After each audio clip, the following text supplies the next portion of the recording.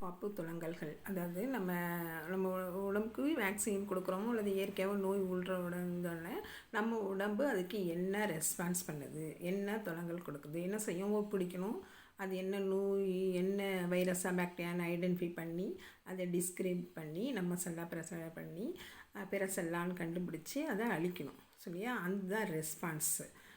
The reaction of an organism to foreign substance is called immune response. Immune responseனால் என்னென்னா, நோய் கிருமி உள்ளார வந்தோடனே அல்லது ஃபாரின் சப்ஸ்டன்ஸ் நம்ம உடம்புக்குள்ளார வந்தோடனே நம்ம உடம்பு கொடுக்கக்கூடிய துலங்கல்கள், நம்ம உடம்பு செய்யக்கூடிய ரியாக்ஷன்.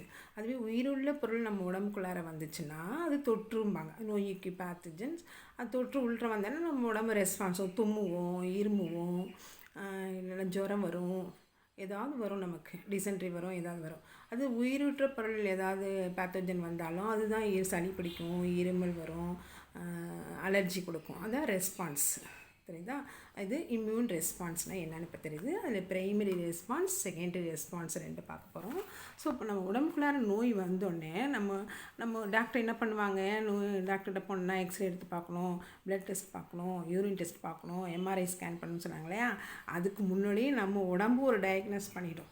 இது இந்த வைரஸ்னால் வந்தது, பாக்டீரியாவில் வந்ததுன்னு அது அந்த நோய் கிருமி பிடிக்கிறதுக்கு என்னென்னலாம் பண்ணணுமோ அது ஆணை மட்டும் நம்ம உடம்பு செய்யும்.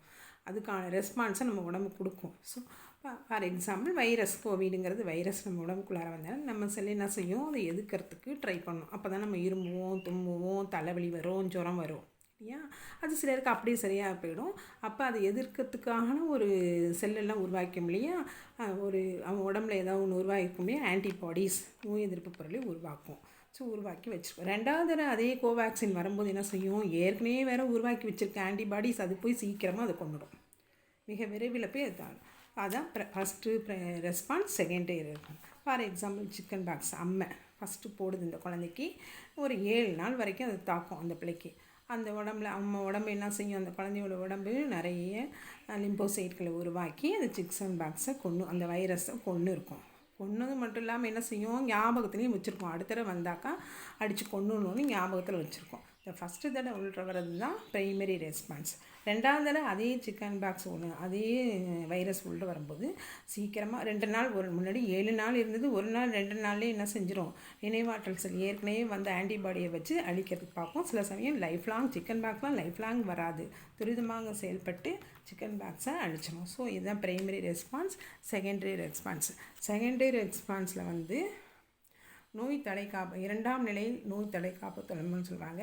ஏற்கனவே வேக்சின் கொடுத்து அவங்க உடம்புல குழந்தைங்களுக்குலாம் தடுப்பூசி போட்டு வந்து ஜுரம் அடிக்கும் பாரு, அப்போ ஒரு எதிர்ப்பு ப்ரைமரி ரெஸ்பான்ஸ் பண்ணிடுச்சு. அப்போ டீபர் கிளாஸஸ் போட்டிருப்பாங்க, குழந்தைக்கு பிசிஜி வேக்சின் டீபர் கிளாஸஸ் கொடுத்துருப்பாங்க. ஜுரம் அடிக்கும், 2 நாள் பிள்ளைங்க அழுதுகிட்டே இருக்கும், அப்புறம் சரியாக போயிடும். ஆனால் இப்போ ஜுரம் அடித்தப்போ அவங்க உடம்புல பிளாஸ்மா செல் உருவாகி லிம்போசைட் உருவாகி ஞாபகத்தில் வச்சுருக்கோம், அடுத்த தடவை அதே டீபர் கிளாஸஸ் வந்தால் அடிக்கணும் அப்படின்னு. இது ப்ரைமரி ரெஸ்பான்ஸ். செகண்டரி ரெஸ்பான்ஸ், ரெண்டாவது தடவை அந்த நோய் கிருமி பிசிஜி அந்த டீபர் கிளாஸிஸ் பாக்டீரியா உள்ள நுழைஞ்சோடனே அவங்க உடம்பு துரிதமாக செயல்பட்டு சீக்கிரமாக செயல்பட்டு மெமரி செல் மூலமாக அந்த நோய் கிருமி அளிக்கும். Person exposed the same antigen immunologically memory extra. ஏற்கனவே அவங்க ஞாபகத்தில் வச்சுருப்பாங்க இல்லையா? அவங்க உடம்போட செல்லு அந்த சிஸ்டம் ப்ரொடியூஸ் பண்ணி வித்தின் ஹவர்ஸ் 1 மணி நேரத்தில் பிளாஸ்மா செல்கள்லாம் தூண்டி ஆன்டிபாடிஸை நிறைய உற்பத்தி பண்ணி அந்த குழந்தைக்கு இந்த டீபர் கிளாஸ் உள்ள வராமல் தடுத்துரும். இது பூஸ்டர் ரெஸ்பான்ஸ்னு கூட சொல்லுவாங்க. செகண்டரி ரெஸ்பான்ஸு தான் ப்ரைமரி ரெஸ்பான்ஸ், செகண்டரி ரெஸ்பான்ஸ்.